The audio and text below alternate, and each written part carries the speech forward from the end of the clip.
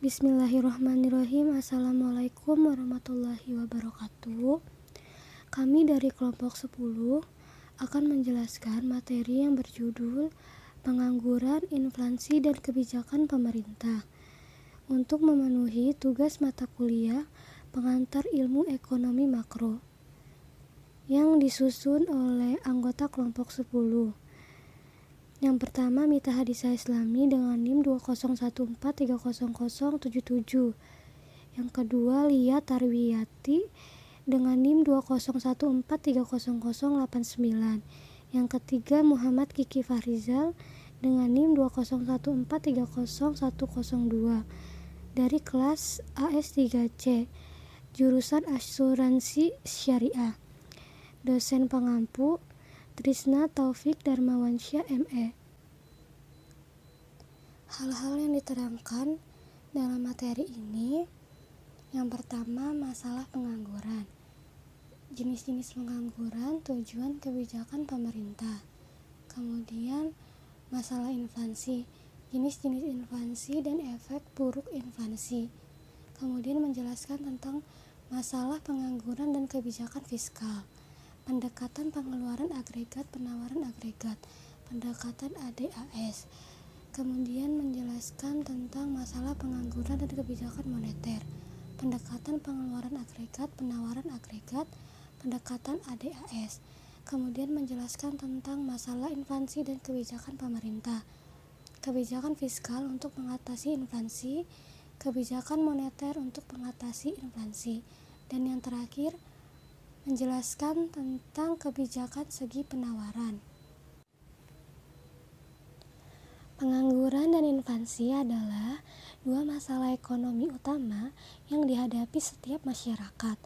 Kedua-dua masalah ekonomi itu dapat efek buruk yang bersifat ekonomi, politik, dan sosial.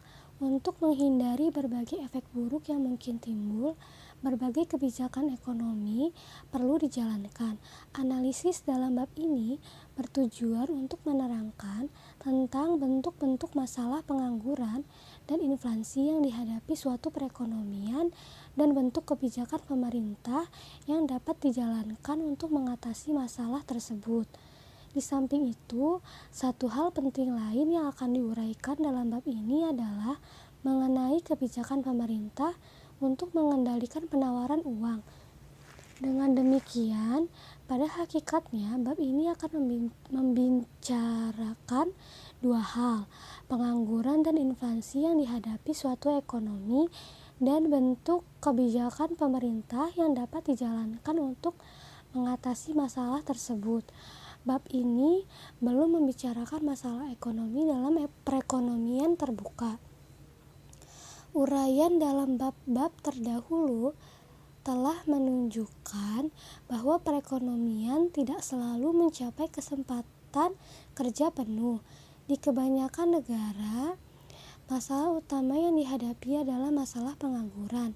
Analisis di bab-bab yang lalu telah menunjukkan bahwa mekanisme pasar tidak mampu untuk mengatasi masalah ini, dan selanjutnya sebagian ahli-ahli ekonomi berpendapat pemerintah perlu menjalankan kebijakan ekonomi untuk mengatasinya.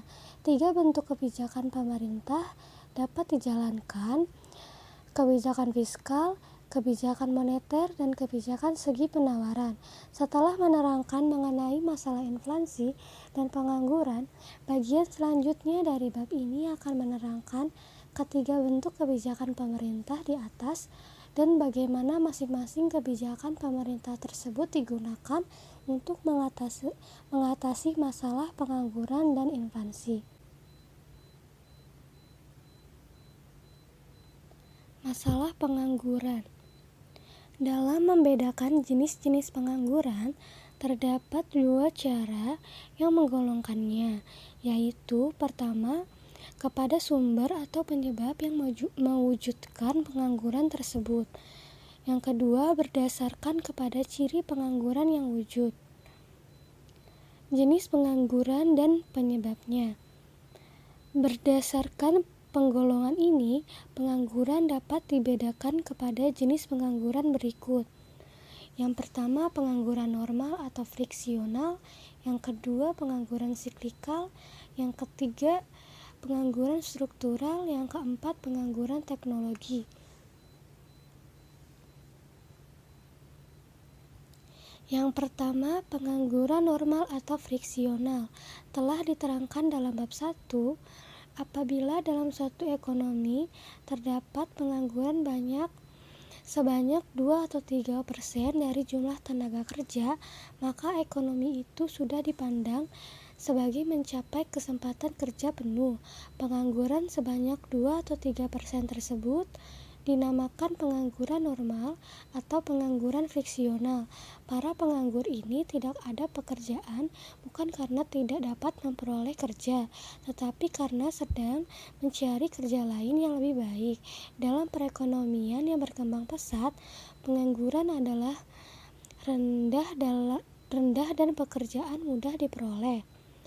Sebaliknya, pengusaha susah memperoleh pekerja, maka pengusaha menawarkan gaji yang lebih tinggi. Ini akan mendorong para pekerja untuk meninggalkan pekerjaan yang lama dan mencari pekerjaan baru yang lebih tinggi gajinya atau lebih sesuai dengan keahliannya. Dalam proses mencari kerja baru ini, untuk sementara para pekerja tersebut tergolong sebagai pengangguran. Mereka inilah yang digolongkan sebagai pengangguran normal. Yang kedua, pengangguran siklikal. Perekonomian tidak selalu berkembang dengan teguh.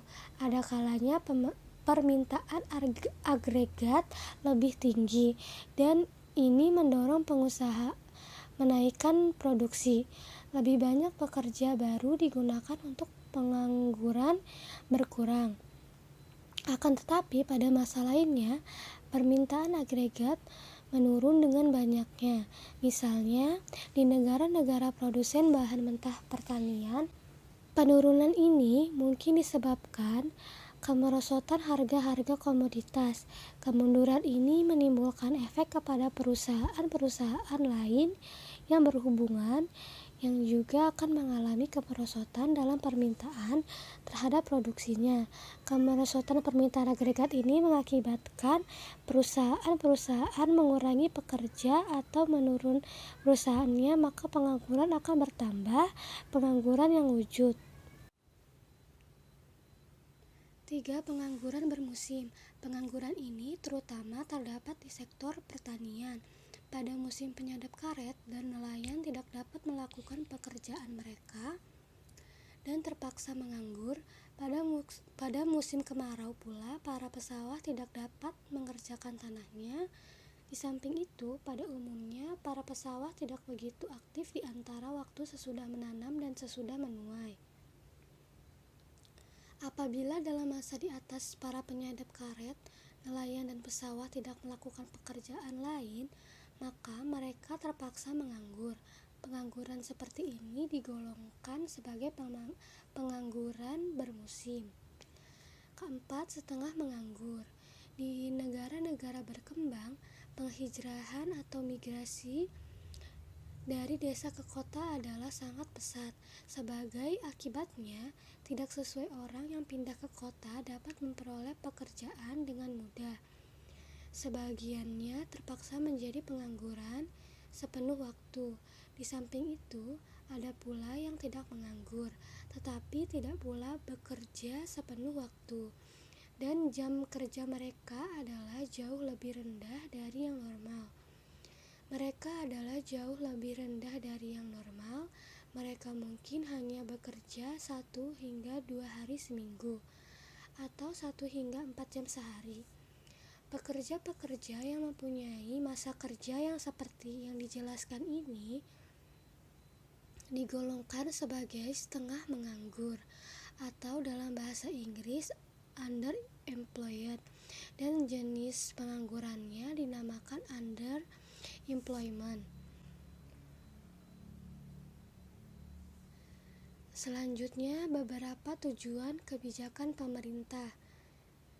Dalam bab 1 telah secara ringkas diuraikan beberapa efek buruk dari berlakunya pengangguran dalam perekonomian. Untuk menghindari efek-efek buruk tersebut, pemerintah perlu secara terus-menerus berusaha mengatasi masalah pengangguran. Yang pertama, tujuan bersifat ekonomi. Tujuan untuk mengatasi pengangguran didasarkan kepada pertimbangan-pertimbangan yang bersifat ekonomi. Dalam hal ini, ada 3 pertimbangan utama. Untuk menyediakan lowongan pekerjaan baru, untuk meningkatkan taraf kemakmuran masyarakat, dan memperbaiki kesamarataan pembagian pendapatan. Kedua, menyediakan lowongan. Kebijakan pemerintah untuk mengatasi pengangguran merupakan usaha yang terus-menerus. Dengan perkataan lain, ia merupakan usaha dalam jangka pendek maupun jangka panjang. Dalam jangka panjang, usaha mengatasi pengangguran diperlukan karena jumlah penduduk yang selalu bertambah akan menyebabkan pertambahan tenaga kerja yang terus-menerus. Maka untuk menghindari masalah pengangguran yang semakin serius, tambahan lowongan pekerjaan yang cukup perlu disediakan dari tahun ke tahun. Dalam jangka pendek, pengangguran dapat menjadi bertambah serius, yaitu ketika berlaku kemunduran atau pertumbuhan ekonomi yang lambat. Dalam masa seperti itu, kesempatan kerja bertambah dengan lambat dan pengangguran meningkat. Menghadapi keadaan seperti ini, usaha-usaha pemerintah untuk mengatasi pengangguran perlu ditingkatkan. 3. Meningkatkan taraf kemakmuran masyarakat. Kenaikan kesempatan kerja dan pengurangan pengangguran sangat berhubungan dengan pendapatan nasional dan tingkat kemakmuran masyarakat. Kenaikan kesempatan kerja menambah produksi nasional dan pendapatan nasional. Perkembangan ini selanjutnya akan menambahkan kemakmuran masyarakat. Ukuran besar dan kemakmuran masyarakat adalah pendapatan per kapita yang diperoleh dengan cara membagikan pendapatan nasional dengan jumlah penduduk. Dengan demikian, kesempatan kerja yang semakin meningkat dan pengangguran yang semakin berkurang bukan saja menambah pendapatan nasional tetapi juga meningkatkan pendapatan per kapita. Melalui perubahan ini, kemakmuran masyarakat akan bertambah. 4. Memperbaiki pembagian pendapatan. Pengangguran yang semakin tinggi menimbulkan efek yang buruk kepada masyarakat. Kesamarataan pembagian pendapatan. Pekerja penganggur tidak memperoleh pendapatan, maka semakin besar pengangguran yang terlalu besar cenderung untuk mengekalkan atau menurunkan upah golongan berpendapatan rendah. Sebaliknya, pada kesempatan kerja yang tinggi, tuntutan kenaikan upah akan semakin mudah diperoleh. Dari kecenderungan ini dapat disimpulkan bahwa usaha menaikkan kesempatan kerja dapat juga digunakan sebagai alat untuk memperbaiki pembagian pendapatan dalam masyarakat. 5. Tujuan bersifat sosial dan politik. Kebijakan pemerintah untuk mengatasi masalah pengangguran juga berusaha untuk mencapai beberapa tujuan yang bersifat sosial dan politik. Tujuan untuk mengatasi masalah sosial dan politik tidak kalah pentingnya dengan tujuan yang bersifat ekonomi. Tanpa kestabilan sosial dan politik, usaha-usaha untuk mengatasi masalah ekonomi tidak dapat dicapai dengan mudah. Berikut ini diterangkan masalah sosial dan politik utama yang ingin diatasi melalui kebijakan pemerintah mengurangi pengangguran. Dan yang keenam, meningkatkan kemakmuran keluarga dan kestabilan keluarga. Ditinjau dari segi mikro, tujuan ini merupakan hal yang sangat penting. Apabila kebanyakan anggota dalam satu rumah tangga tidak mempunyai pekerjaan, berbagai masalah akan timbul. Pertama, keluarga tersebut mempunyai kemampuan yang terbatas untuk melakukan perbelanjaan. Maka secara langsung, pengangguran mengurangi taraf kemakmuran keluarga. Seterusnya, pengangguran mengurangi kemampuan keluarga untuk membiayai pendidikan anak-anaknya. Drop out di sekolah-sekolah sangat merasa rendah diri. Kehilangan diri dan perselisihan dalam keluarga merupakan masalah lain yang ditimbulkan oleh pengangguran. Baik, selanjutnya nomor 7, menghindari masalah kejahatan. Di satu pihak, pengangguran menyebabkan para pekerja kehilangan pendapatan, akan tetapi di lain pihak, ketidakadaan pekerjaan tidak akan mengurangi kebutuhan untuk berbelanja. Sewa rumah harus dibayar, keluarga perlu melakukan pengeluaran untuk makan dan biaya sekolah anak-anak. Nah, mesti terus dibayar. Seringkali yaitu apabila pada tabungan dan sumber-sumber pendapatan lain, pengangguran menggalakkan kegiatan kejahatan. Terdapat kaitan yang erat di antara masalah kejahatan dan masalah pengangguran, yaitu semakin tinggi pengangguran secara langsung menyebabkan pengurangan dalam kejahatan. 8. Mewujudkan kestabilan politik. Kestabilan ekonomi dan pertumbuhan ekonomi yang diperlukan untuk menaikkan taraf kemakmuran masyarakat memerlukan kestabilan politik. Tanpa kestabilan politik, tidak mungkin suatu negara dapat mencapai pertumbuhan yang cepat dan terus-menerus. Pengangguran merupakan salah satu sumber atau penyebab dari ketidakstabilan politik. Pengangguran menyebabkan masyarakat tidak merasa puas dengan pihak pemerintah. Mereka merasa pemerintah tidak melakukan tindakan yang cukup untuk masyarakat. Dalam perekonomian yang tingkat penganggurannya tinggi, masyarakat seringkali melakukan demonstrasi dan mengemukakan kritik ke atas pemimpin pemerintah. Hal-hal seperti itu akan menimbulkan halangan untuk melakukan investasi dan mengembangkan kegiatan ekonomi. Sebagai akibatnya, perkembangan ekonomi yang lambat semakin berkepanjangan dan keadaan pengangguran semakin memburuk. Langkah pemerintah untuk menghindari masalah ini perlu dilakukan. Selanjutnya, masalah inflasi dan kenaikan harga. Masalah lain yang terus-menerus mendapatkan perhatian pemerintah adalah masalah inflasi. Tujuan jangka panjang pemerintah adalah menjaga agar tingkat inflasi yang berlaku berada pada tingkat yang sangat rendah. Tingkat inflasi 0% bukan tujuan utama kebajikan pemerintah karena ia adalah sukar untuk dicapai. Yang paling penting untuk diusahakan adalah menjaga agar tingkat inflasi tetap rendah. Ada kalanya tingkat inflasi meningkat dengan tiba-tiba atau wujud sebagai akibat suatu peristiwa tertentu yang berlaku di luar ekspektasi pemerintah. Misalnya, efek dari pengangguran, nilai uang atau depresiasi nilai uang yang sangat besar atau ketidakstabilan politik.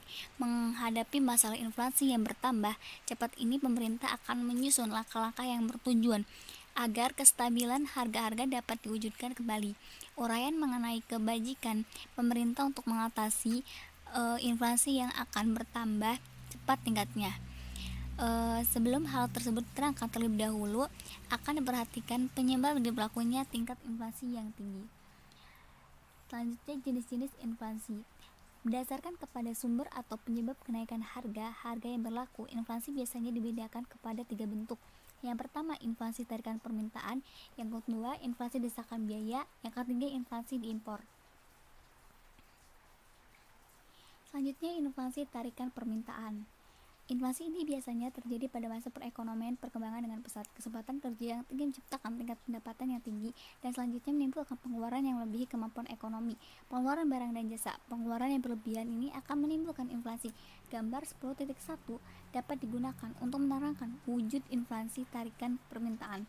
Kurva AS adalah penawaran agregat dalam ekonomi, sedangkan AD1, AD2, dan AD3 adalah permintaan agregat. Misalnya, pada mulanya permintaan agregat adalah AD1, maka pendapatan nasional adalah Y1, dan tingkat harga adalah P1. Perekonomian yang berkembang pesat mendorong kepada kenaikan permintaan agregat, yaitu menjadi AD2. Akibat pendapatan nasional mencapai tingkat kesempatan kerja penuh, yaitu YF, dan tingkat harga naik P1 dan PF. Ini berarti inflasi telah wujud apabila masyarakat telah tetap menambah pengeluaran, maka permintaan agregat menjadi AD. Selanjutnya, inflasi desakan biaya. Inflasi ini terutama berlaku dalam masa perekonomian berkembang dengan pesat ketika tingkat pengangguran adalah sangat rendah. Apabila perusahaan-perusahaan masih menghadapi permintaan yang bertambah, mereka akan berusaha menaikkan produksi dengan cara memberikan gaji dan upah yang lebih tinggi kepada pekerja dan mencari pekerjaan baru dengan tawaran pembayaran yang lebih tinggi. Maka ini mengakibatkan biaya produksi meningkat, yang akhirnya akan menyebabkan kenaikan harga barang-barang. Inflasi berdasarkan biaya dapat diterangkan dengan menggunakan gambar 10.2. Kurva AS1, AS2, AS3 adalah kurva penawaran agregat, sedangkan kurva AD adalah permintaan agregat. Andaikan pada mula kurva penawaran agregat adalah AS1, dengan demikian pada mulanya keseimbangan ekonomi negara tercapai pada pendapatan nasional Y1, yaitu pendapatan nasional pada kesempatan kerja penuh, dan tingkat harga adalah pada B1. Pada tingkat kesempatan kerja yang tinggi, perusahaan-perusahaan sangat memerlukan tenaga kerja. Keadaan ini cenderung akan menyebabkan kenaikan upah dan gaji karena pertama, perusahaan-perusahaan akan berusaha mencegah perpindahan tenaga kerja dengan menaikkan upah dan gaji. Yang kedua, usaha untuk memperoleh pekerja tambahan hanya akan berhasil apabila perusahaan-perusahaan menawarkan upah dan gaji yang lebih tinggi. Selanjutnya, kenaikan upah, kenaikan biaya, dan kenaikan biaya akan memindahkan fungsi penawaran agregat ke atas, yaitu dari AS1 menjadi AS2. Sebagai akibatnya, tingkat harga naik dari P1 menjadi P3. Harga barang yang tinggi mendorong para pekerja menuntut kenaikan upah lagi, maka biaya produksi akan semakin tinggi. Pada akhirnya, ini akan menyebabkan kurva penawaran agregat bergeser dari AS2 menjadi AS3. Perbedaan ini menaikkan harga dari P2 dan P3. Dalam proses kenaikan harga yang disebabkan oleh kenaikan upah dan kenaikan penawaran agregat ini, pendapatan nasional real terus mengalami penurunan, yaitu dari YF atau Y1 menjadi Y2 dan Y3. Berarti akibat dari kenaikan upah tersebut, kegiatan ekonomi akan menurun di bawah tingkat kesempatan kerja penuh. Dalam analisis prakteknya, kenaikan upah mungkin juga diikuti oleh kenaikan dalam permintaan agregat real. Apabila prakteknya, kenaikan upah mungkin juga diikuti oleh kenaikan dalam permintaan agregat real apabila mengalami penurunan.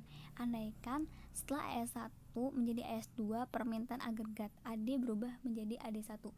Akibatnya dari perubahan ini, kesempatan kerja penuh yang tetap di tingkat harga lebih dari P2.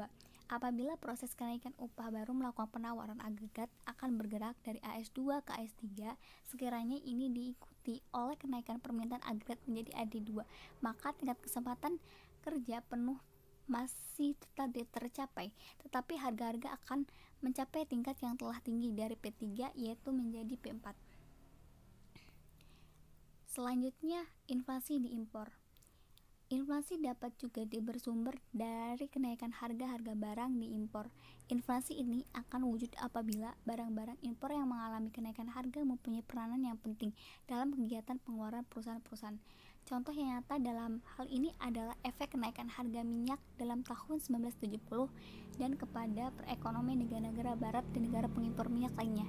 Minyak penting, artinya dalam proses produksi barang-barang industri, maka kenaikan harga tersebut naik biaya produksi, dan kenaikan biaya produksi mengakibatkan kenaikan harga-harga. Kenaikan harga minyak yang tinggi pada tahun 1970-an sekitar $300 pada tahun 1973 menjadi $12 pada tahun 1974 dan menjadi $30 pada tahun 1979, menyebabkan masalah stagflasi, yaitu inflasi. Tingkat pengangguran adalah tinggi di berbagai negara. Contoh lain dari peristiwa stagflasi adalah keadaan dalam ekonomi Indonesia sesudah ekonomi di Asia pada tahun 1997. Pada tahun berikutnya, pendapatan nasional Indonesia menurun sebesar 13%.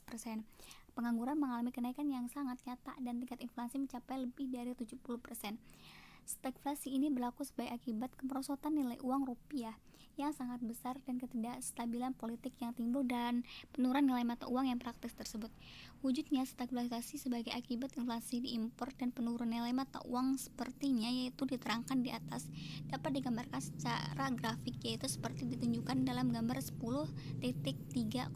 Agregat dalam ekonomi adalah AD, sedangkan pada mulanya penawaran agregat adalah S1, dan dengan demikian pada mulanya pendapatan nasional adalah Y1. Gambar 10.3 menunjukkan pendapatan ini dicapai di bawah pendapatan pada kesempatan kerja penuh Y, maka jumlah pengangguran adalah tinggi.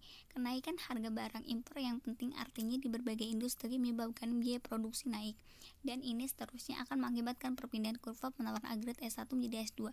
Pendapatan menurun dari Y1 dan ini terus akan mengakibat perbedaan kurva penawaran agregat S1 menjadi S2, pendapatan menurun dari Y1 kepada Y2, sedangkan tingkat harga naik dari P1 menjadi P2. Ini berarti secara serentak perekonomian menghadapi masalah inflasi dan pengangguran yang lebih buruk. Ahli-ahli ekonomi menanamkan masalah seperti ini dengan istilah, yaitu istilah yang bersumber dari kata stagnation dan inflation. Dengan demikian menggambarkan keadaan di mana kegiatan ekonomi semakin menurun, pengangguran semakin tinggi, dan waktu pada waktu yang sama proses kenaikan harga-harga semakin bertambah cepat.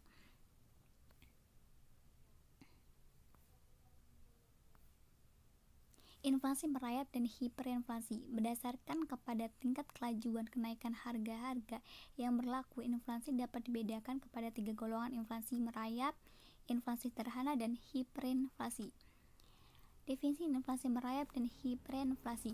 Inflasi merayap adalah proses kenaikan harga-harga yang lambat jalannya, yang digolongkan kepada inflasi adalah kenaikan harga-harga yang tingkatnya tidak melebihi 2 atau 3% setahun. Malaysia dan Singapura adalah dua negara yang tingkat inflasinya dapat digolongkan sebagai inflasi merayap. Hiperinflasi adalah proses kenaikan harga-harga yang sangat cepat yang menyebabkan tingkat harga menjadi 2 atau berapa kali lipat. Dalam bahasa yang singkat, di Indonesia sebagai contoh, pada tahun 1965 tingkat inflasinya adalah 500%. Pada tahun 1966 ia telah mencapai 650%. Ini berarti tingkat harga naik 5 kali lipat pada tahun 1965 dan 65 kali lipat dalam tahun 1966. Di negara-negara berkembang ada kalanya tingkat inflasi tidak mudah dikendalikan. Negara-negara tersebut menghadapi masalah hiperinflasi, akan tetapi juga tidak mampu menurunkan inflasi pada tingkat yang sangat rendah. Secara teratur, tadi sebagai negara tingkat inflasi mencapai di antara 5 hingga 10%. Inflasi dengan tingkat seperti itu digolongkan sebagai seni inflasi sederhana atau moderate inflation. Inflasi merayap dan pertumbuhan ekonomi. Segolongan ahli ekonomi berpendapat bahwa inflasi merayap adalah diperlukan untuk menggalakkan perkembangan ekonomi. Menurut mereka, harga-harga barang pada umumnya naik dengan tingkat yang lebih tinggi dari kenaikan upah, maka dalam inflasi merayap, upah tidak akan berubah atau naik dengan tingkat yang lebih rendah dari inflasi fisik. Sebagai akibatnya, kenaikan harga-harga yang berlaku terutama mengakibatkan pertambahan dalam keuntungan perusahaan-perusahaan untuk yang lebih besar, akan menggalakkan pertambahan investasi. Sumber wujudnya hiperinflasi. Hiperinflasi seringkali berlaku dalam perekonomian yang sedang menghadapi perang atau kekacauan politik di dalam negara. Dalam masa-masa seperti ini, pemerintahan terpaksa menambah pengeluaran yang jauh lebih dari pajak yang dipungutnya. Salah satu cara ialah dengan meminjam uang dari bank sentral atau mewajibkan bank sentral mencetak lebih banyak uang. Perbelanjaan pemerintah yang melebihi tersebut akan mempercepat pertambahan pengeluaran agregat. Pada umumnya, sektor perusahaan itu tidak mampu menghadapi kenaikan pengeluaran yang sangat berlebihan, dan sebagai akibatnya harga akan naik dengan cepat. Pemerintahan selalu akan berusaha mengendalikan inflasi yang berlaku. Berbagai cara akan dijalankan pemerintah untuk mengurangi kepesatan jalannya inflasi. Antara lain, langkah-langkah yang sering digunakan untuk menghadapi hiperinflasi ialah dengan mengendalikan harga-harga, menetapkan harga, mencatat barang-barang kebutuhan pokok, membuat peraturan-peraturan yang melarang penyimpanan barang, dan memberikan subsidi kepada produsen-produsen. Inflasi yang dicoba dihindarkan dengan menjelaskan langkah-langkah di atas dinamakan inflasi tertekan. Apabila usaha-usaha mengatasi inflasi dengan cara seperti di atas tidak dilakukan, maka inflasi tersebut dinamakan inflasi terbuka. Di dalam hipertensi yang buruk, pembatasan-pembatasan di atas tidak akan menimbulkan efek seperti yang diharapkan. Apabila inflasi yang tinggi tingkatnya ini berjalan secara terus-menerus, tingkat kegiatan ekonomi akan semakin menurun, dan ini menyebabkan pendapatan nasional mengalami kemunduran dan pengangguran semakin meningkat. Ini berarti hiperinflasi cenderung untuk mewujudkan stagflasi. Efek buruk inflasi. Kenaikan harga yang tinggi dan terus-menerus bukan saja menimbulkan beberapa efek buruk ke atas kegiatan ekonomi, tetapi juga kepada kemakmuran individu dan masyarakat. Inflasi dan perkembangan ekonomi. Inflasi yang tinggi tingkatnya tidak akan menggalakkan perkembangan ekonomi.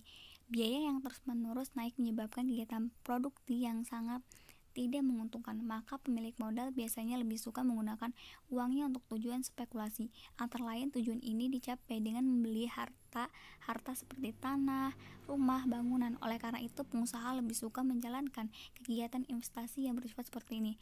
Inflasi produktif akan berkurang dan tingkat kegiatan ekonomi menurun. Sebagai akibatnya, lebih banyak pengangguran akan mewujud. Kenaikan harga-harga menimbulkan efek yang buruk pula ke atas perdagangan.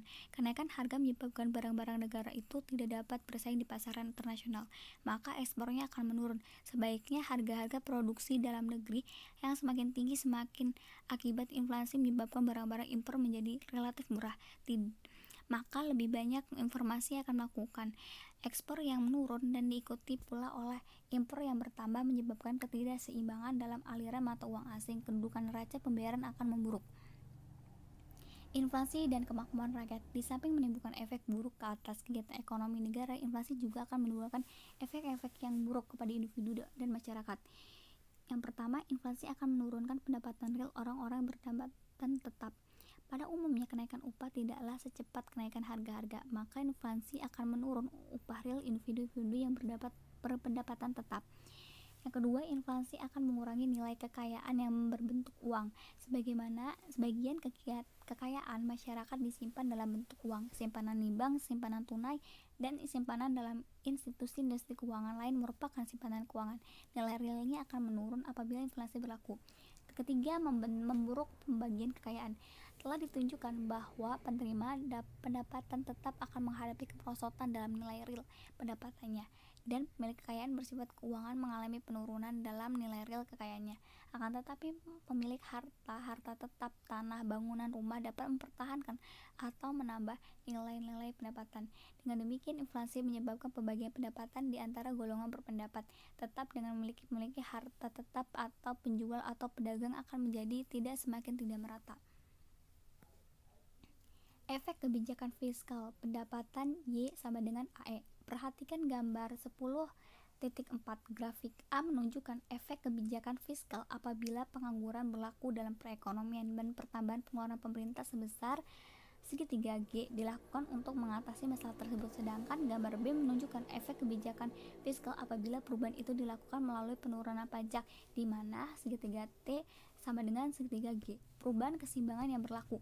Dalam grafika dimisalkan keseimbangan asal depan di titik E1. Keseimbangan ini menunjukkan pendapatan nasional adalah Y1. Dan di dalam keseimbangan ini pengangguran berlaku. Untuk mengatasi, pemerintah menambah pengeluaran sebanyak segitiga G, dan pertambahan mengeluarkan ini pemindahan pengeluaran agregat dari AE1 ke AE2. Perubahan tersebut berarti keseimbangan bergeser ke E2 dan pendapatan nasional meningkat dari Y1 ke Y2. Perubahan ini akan menambah kesempatan kerja dan mengurangi pengangguran. Dalam grafik B yang menunjukkan efek pengurangan pajak ke atas keseimbangan pendapatan nasional, dimisalkan keseimbangan yang asalnya adalah di E1, pengurangan pajak sebesar yang sama nilainya dengan kapan menambahkan disobel rumah tangga sebesar segitiga YD sama dengan segitiga T. Pertambahan pendapatan disobel ini akan menaikkan pengeluaran rumah tangga. Akan tetapi, kenaikan penawaran itu adalah kurang dari segitiga G, yaitu hanya sebesar segitiga C sama dengan MPC. Segitiga G, kenaikan pengeluaran rumah tangga tersebut akan memindahkan pengeluaran agregat menjadi AE2 dan keseimbangan menjadi E2. Maka pendapatan nasional baru akan dicapai di Y1. Pendapatan nasional bertambah dan oleh sebab itu kesempatan kerja meningkat dan pengangguran berkurang. Oke, untuk materi selanjutnya itu adalah perbandingan mengenai sebab yang berlaku. Apabila diperhatikan efek dari pertambahan pengeluaran pemerintah dalam kurun ditunjukkan dalam grafik A dan pengurangan pajak ditunjukkan dalam grafik B, dapat disimpulkan bahwa Y0, Y1 dalam grafik B adalah kurang dari Y1 dan Y2 dalam grafik A. Hal ini berlaku dalam keadaan di mana diasumsikan AG sama dengan AT. Yang menyebabkan perbedaan tersebut adalah karena pengurangan pajak akan menambahkan pengurangan agregat yang berlaku sebagai akibat pertambahan konsumsi rumah tangga pada jumlah yang lebih kecil dari AG. Dari perbedaan efeknya ini dapat disimpulkan bahwa multiplier pajak adalah lebih kecil dari multiplier pengeluaran pemerintah. Kebaikan lainnya penambahan pengeluaran pemerintah apabila dibandingkan dengan pengeluaran pajak sebagai alat kebijakan fiskal adalah efek pertambahan pengeluaran pemerintah dalam menggalakkan kegiatan ekonomi adalah lebih kecil dari efek pengeluaran pajak. Pengeluaran pajak akan melalui perjalanan panjang sebelum menimbulkan perubahan dalam pengeluaran agraria terlebih dahulu. Peraturan harus dibuat melalui pajak yang dikurangkan.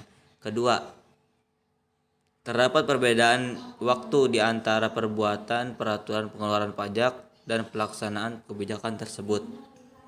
Walaupun bagaimanapun, di samping memahami kebaikannya, perlu pula disadari kelemahan kebijakan meningkatkan pengeluaran pemerintah.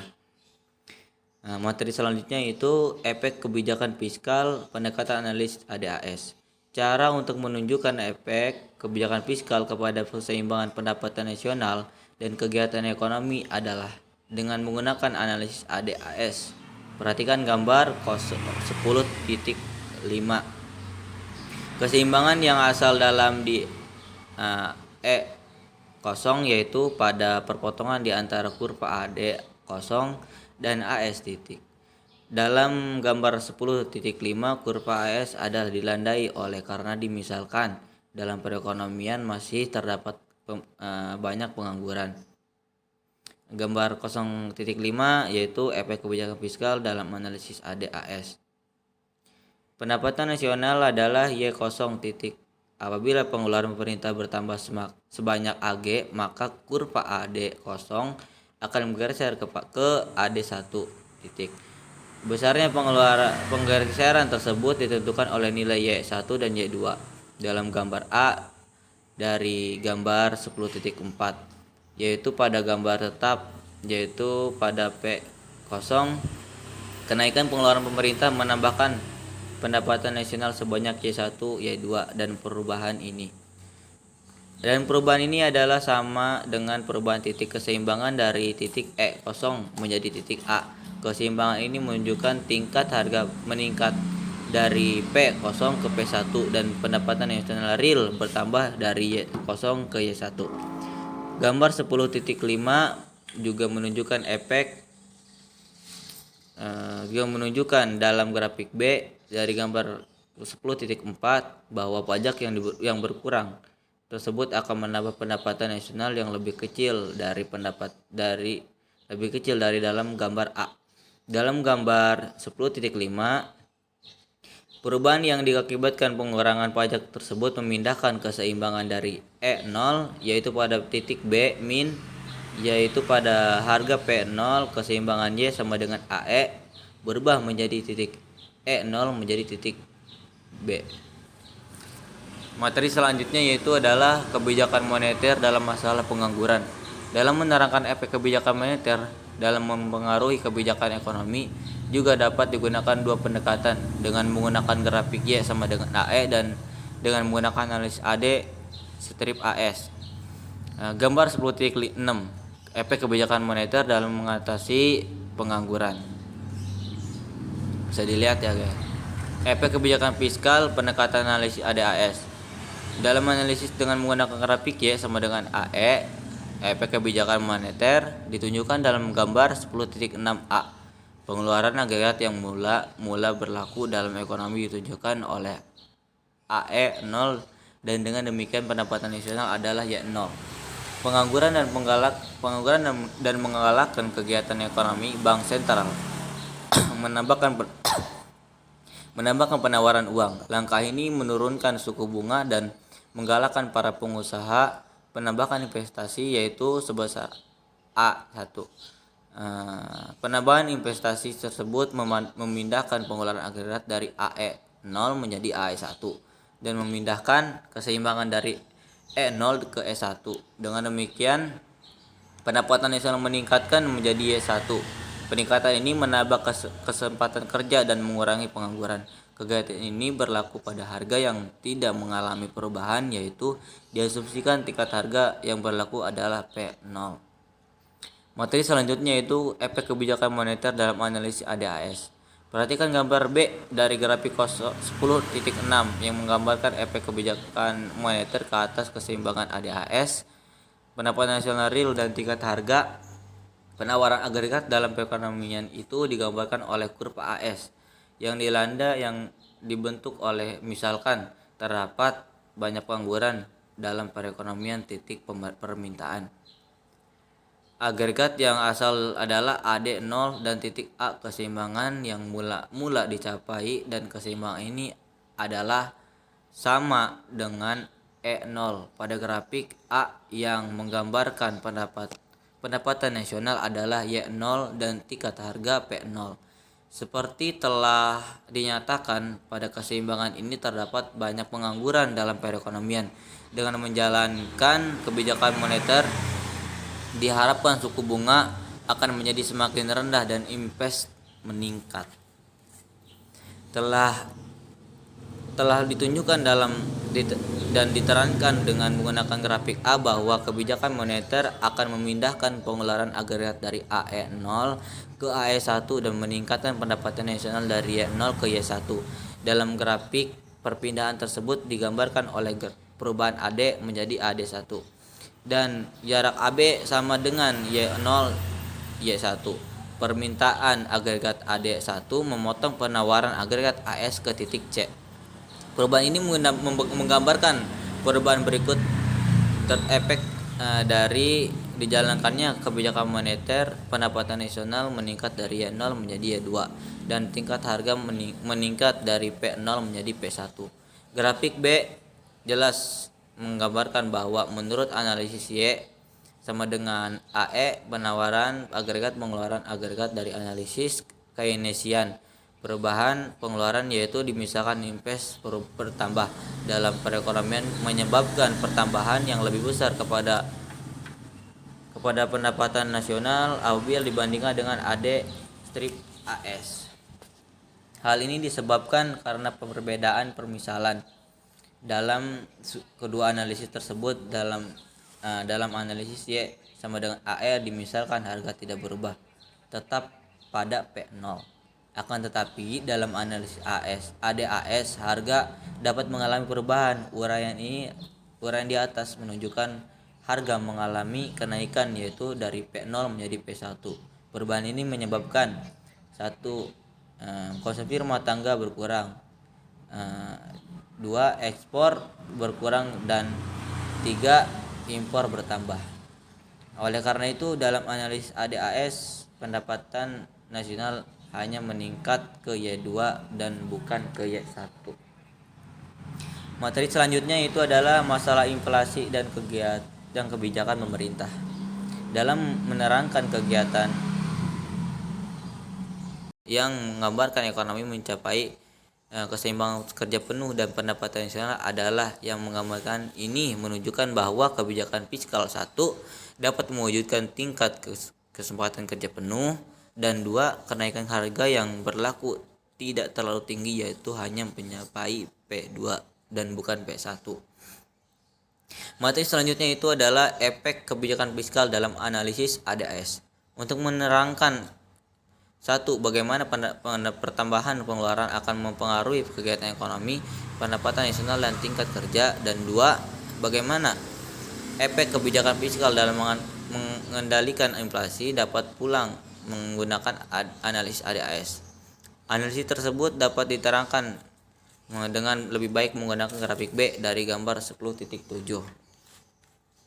Keseimbangan yang asal dalam perekonomian tersebut dicapai di titik A. Keseimbangan ini memberikan gambaran mengenai keadaan yang sama yang menunjukkan di titik E0 dalam gambar A, yaitu pendapatan nasional real adalah Y0 dan tingkat harga P0. Dalam gambar B, perubahan tersebut dapat ditunjukkan oleh peralihan kurva permintaan agregat dari AD0 menjadi AD1 dan keseimbangan baru dapat dicapai. Efek kebijakan fiskal dalam analisis ADAS dengan menggunakan grafik seperti yang digambar 10.7. Efek kebijakan moneter dapat menghindari inflasi dapat ditunjukkan. Kedua gambar yaitu yang terdapat di bagian A dan bagian B di gambar 10.7. Dapat digunakan keseimbangan asal dapat dicapai di titik E0, yaitu pada perpotongan penawaran agregat AS dan permintaan agregat AD0. Dengan demikian tingkat harga menjadi P0 dan pendapatan nasional real adalah Y0. Dengan demikian apabila pemerintah tidak melakukan pengawasan terhadap pertumbuhan pengeluaran agregat, pendapatan nasional meningkat dari Y0 ke Y1, tetapi peningkatan ini diikuti oleh kenaikan harga yang tinggi, yaitu dari P0 ke P1. Apabila usaha mengurangi inflasi dilakukan dengan menjalankan kebijakan moneter, yang akan dilakukan oleh pemerintah adalah menurunkan penawaran uang. Perubahan ini akan menaikkan suku bunga. Akibatnya, pertama-tama langkah ini akan menyebabkan perusahaan-perusahaan dan penanam modal baru mengurangi kegiatan investasi, dan kedua, kenaikan suku bunga akan mengurangi keinginan rumah tangga untuk membeli rumah baru 3. Rumah lama yang masih diangsur harus membayar bayaran bulanan yang lebih tinggi. Materi selanjutnya itu adalah kebijakan fiskal atau kebijakan moneter. Dalam menerangkan bagaimana kebijakan pemerintah digunakan untuk mengatasi masalah pengeluaran atau inflasi, analisis yang dibuat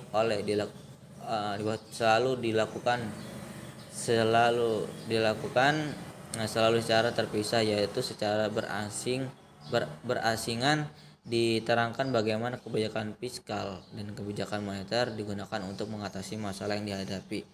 Kebijakan fiskal dan kebijakan moneter dijalankan oleh dua pihak yang berbeda. Kebijakan fiskal dijalankan oleh Kementerian Keuangan dan kebijakan moneter dijalankan oleh Bank Sentral. Kedua institusi ini harus menyesuaikan kebijakan ekonominya dan mengatasi masalah yang dihadapi. Apabila tidak demikian, yaitu apabila langkah mereka menimbulkan efek yang bertentangan, yaitu satu pihak menjalankan langkah-langkah untuk mengatasi inflasi dan pihak lainnya menjalankan kebijakan mengatasi pengangguran, kebijakan yang bertentangan tidak akan mencapai tujuannya. Untuk meningkatkan keefektifan kebijakan pemerintah, masing-masing institusi di atas perlu menjalankan hal berikut. Pertama, untuk mengatasi pengangguran, Bank Sentral perlu menurunkan suku bunga dan Kementerian Keuangan menambahkan pengeluaran pemerintah yang dapat diikuti dengan pengurangan pajak. Kedua itu, untuk mengatasi inflasi, tindakan yang perlu dijalankan Bank Sentral adalah mengurangi penawaran uang dan menaikkan suku bunga. Kebijakan moneter ini akan mengurangi inflasi dan pengeluaran rumah tangga atau konsumsi. Materi selanjutnya adalah kebijakan segi penawaran. Kebijakan fiskal dan keuangan digunakan untuk mengatasi masalah pengangguran dan inflasi, dapat juga ditambahkan sebagai kebijakan segi penawaran. Istilah itu digunakan untuk membedakannya dengan kebijakan segi penawaran. Kebijakan segi pemerintahan pada hakikatnya merupakan kebijakan pemerintah untuk mempengaruhi magnitud dari sebagian komponen pengeluaran dan pemerintah agregat, sedangkan kebijakan segi penawaran adalah langkah-langkah pemerintah yang bertujuan untuk mempengaruhi penawaran agregat AS. Materi selanjutnya itu adalah stagflasi dan kebijakan segi penawaran. Gambar 10.9 menerangkan bahwa wujudnya masalah stagflasi dan bagaimana kebijakan segi penawaran digunakan untuk mengatasinya. Masing-masing adalah AD dan AS.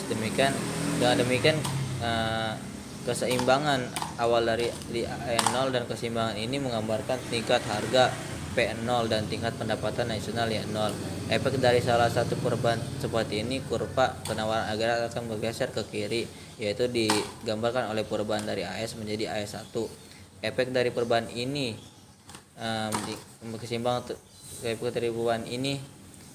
keseimbang berubah menjadi E0 menjadi E1 dan menyebabkan pendapatan nasional real menurun dari E0 dan di E1, dan tingkat harga meningkat dari P0 menjadi P1. Dengan kata lain, stabilisasi berlaku. Untuk